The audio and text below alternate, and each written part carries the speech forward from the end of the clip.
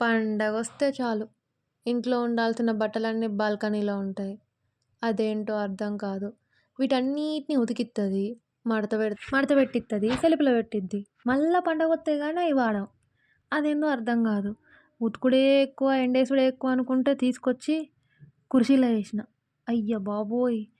ఆ 2 పనులు చేసేసరికనే సంకనాకిందా దేవుడా అనుకుంటే హా! పండగ కదా! పప్పలు లేకపోతే ఎట్లా అని అంటారు. మా సైడ్ వీటిని చెక్కలంటారు. మీ సైడ్ ఏమంటారో నాకు తెలీదు. ఆటన్నిటిని చేసేసరికి 4 అవర్స్ పట్టిందిరా. 100 కంటే ఎక్కువే అయినాయి. 4 అవర్స్ నా దోల తీరిపోయింది నా కాళ్ళకి. అంత కష్టపడి అవి చేసి పక్కన పెట్టే లోపల బట్టలొచ్చేసినాయి. ఉన్నయన్నిటిని ఎండేసినయన్నిటిని పట్టుకొచ్చి ఇంకేముంది పిల్లో కవర్సు, ఆ! బెడ్‌షీట్‌కి బెడ్‌కి బెడ్‌షీట్ ఏసుకొని నా మాట ఏది ఇనదు. అదేంటో అర్థం గాదు. పొద్దున్నుంచి చేసిన చాకిరీ జేయకుండా చేత్తనే ఉన్నా. పని మనిషి కంటే దారుణంగుంది నా బతుకు. కానీ బెడ్ మీద ఎనలేని ప్రేమ. అంతే. ఎందుకంటే చూస్తే చాలు నిద్రొత్తది. నా బక్క పర్సనాలిటీకి 1, 2 చెద్దర్లు విత్ స్వెటరు. ఆ!